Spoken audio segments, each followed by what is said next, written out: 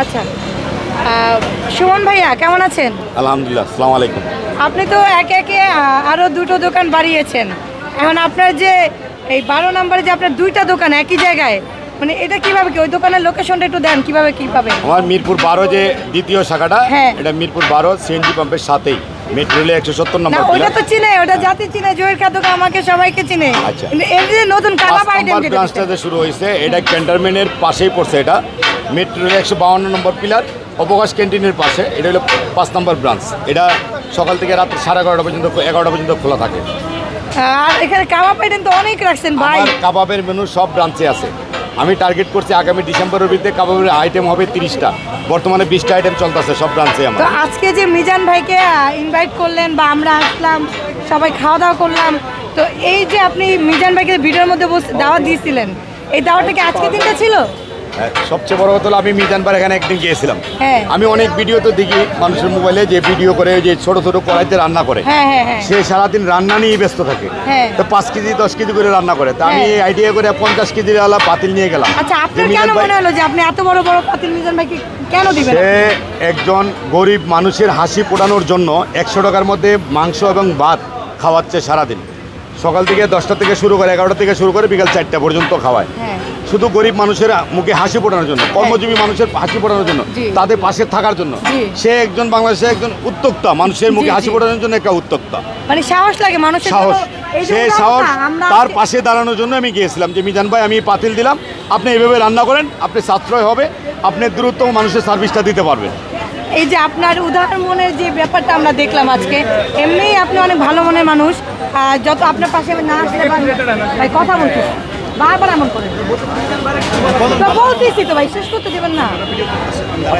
তাহলে আপনি যে এই যে ভারী পাতিল নিয়ে গেলেন, আপনার দেখা দেখি মানুষ আরো অনেক কিছু কিন্তু মিজান ভাইয়ের জন্য হেল্প করার জন্য বা পাশে তারা, এটা যে মিজান ভাইকে হেল্প করতেছে বিষয়টা কিন্তু এমন না, কিন্তু আরো অসহায় মানুষের জন্যই থাকে। কিন্তু আপনার এই উদারতা এত বড় বড় এত টাকা খরচ করে কেন ভাই? কম দিলেও তো পারতেন। আপু সবচেয়ে বড় কথা হলো উনি যে এতগুলি মানুষের সার্ভিস দিচ্ছে এভাবে, সে একটা রেকর্ড করে দিল ব্যবসায়িক হিসাবে। মিজান ভাই। যার যার মতন লয়ে লয়ে খাও, 14 বার লয়ে খাও, মানে এই যে কলিজা থাকতে 1 হয়। পিস মাংস, আলু 2-3 পিস লয়ে, ভাত যত লয়ে খাইতে পারো। এই সার্ভিসটা যে সে দিচ্ছে, সে তো একটা বড় সাহসী লোক। এই তো তার পাশে দাঁড়ানোর জন্য আমি গিয়েছিলাম। মাশাআল্লাহ। মিজান ভাই আপনার পাশে আমি আছি, আপনি যত ধরনের সহযোগিতা দরকার ইনশাল্লাহ আমি করবো। তারপর আপনি চালিয়ে সার্ভিসটা আপনি বন্ধ করবেন না, আপনি চালিয়ে যান। মিজান ভাই, আপনি এই যে আপনার বড় বড় 250 ভাইরা, জন লোক থেকে সে শুরু করছিল, সে এখন 1500 লোকের খাওয়াচ্ছে। কি মনে করছেন 1500 লোকের খাওয়ানো? সবাই তার গরু মাংসটা ভাত খাচ্ছে। তার পাশে তার দোকান রেস্টুরেন্টে গেলে সবাই গরু মাংসটা ভাত খাচ্ছে। এটা সত্যি সেটাই হলো কথা। মূল চ্যালেঞ্জ। এটা জি। সত্যি কথা। অনেকে কিন্তু বছরেও গরু গোশত ঝোলও খাইতে পারে না। না। সেই তুলনায় যে সে 100 টাকা গরু মাংস দিয়ে ভাত খাচ্ছে, ভাই 1 পিস হোক 2 পিস হোক দিচ্ছে তো। জি। আরেকটা বিষয় মিজান ভাই, আপনার পাশে যে এই যে বড় বড় ভাইরা, বড় মনের মানুষ, আসলে বড় টাকা পয়সা থাকলেই যে বড় হওয়া যায় না, বড় মন হলেই কিন্তু মানুষ বড় হতে পারে। আমি যতটুকু মনে, যেমন আজকে আপনি, তো আপনার কেমন লাগছে যে আপনার এই বড় ভাইরা আপনার পাশে দাঁড়াচ্ছে? খুব ভালো লাগছে। আর দর্শক, আমি একটা কথা বলতে চাই যে যারা ব্যবসায়ীরা আছেন, তারা এরকম ছোটো ছোটো ব্যবসায়ীদের পাশে যদি দাঁড়ান, এটা কিন্তু একদিকে ভালো মনের পরিচয় হয়ে যায়।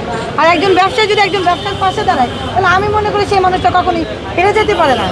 তো মিজান ভাই, আপনার এই যে আমাদের সুমন ভাই, তারপরে আরও একজন ভাই আছে যে হাসান ভাই নামে দেখলাম আমি ভিডিও। সবচেয়ে মিজান ভাইকে অনুরোধ করি যে মিজান ভাই আপনি সবসময় পিছনের কথাটা মনে রাখবেন, আপনি ভিতরে অহংকার ঢুকবেন, আপনার ব্যবসা সফলতা বাড়বে, আপনি সামনের দিকে এগিয়ে যেতে পারবেন। আমি সবসময় মনে করি আমি কখন কী ছিলাম সেটা মনে রেখে আমি ব্যবসা আপডেট হচ্ছে, আল্লাহ পাক আমাকে সামনের দিকে আগায় নিচ্ছেন। কখনো ভিতরে অহংকার ঢুকাবেন না, আপনি এই দেশের একজন বড় ধরনের মাপের একজন ব্যবসায়ী হবেন, মানুষের সার্ভিস দিয়ে, মানুষের দোয়ায়। মিজান ভাই, এই যে ভাইয়া যে আপনাকে কতগুলো বললো, এখন আপনি কি রাখবেন বা মানতে পারবেন কিনা বা মানবেন কিনা, আপনার কাছে কেমন লাগছে? আমার জীবনে, আমার কর্মজীবন হয়েছে ভিক্ষা কইরা, এটা তো আগেই কইছি। হ্যাঁ জি। আমার ভাই একা ছিল অন্ধ, হ্যাঁ। এর হলে সাইরা না 10 ভাই 5 ভাই এদিন আমি পরলে ভিক্ষা করছি। জি জি। হিয়ান্তনে তরকারি টোকাইছি কারণ বাজার আয়া, এর রাস্তাঘাটে বোতল টোকাইছি, আটটি সভ্য রয়েছি, রিক্সা চালাইছি, ভ্যান চালাইছি, এর ব্যবসা বাণিজ্য ভিত্তে হারা করছি। কেউর কর্ম আমি করি না আল্লাহর রহমতে। ওগুলো আমার মাথায় আছে, আর ওগুলো আমার মাথায় থাকবে মরণ পর্যন্ত, আমার আল্লাহ যদি আমার বাঁচিয়ে রাখে। হ্যাঁ, যাক। আরেকটা কথা, এই সুমন ভাই, আপনি তো একজন খুব পরিচিত একজন ব্যবসায়ী, ঢাকা শহরে খুব পরিচিত একটি মুখ। আসলে এই মিজান ভাইয়ের জায়গা সম্বন্ধে আসলে একটা দেশবাসীর কাছে বা ওনার এলাকার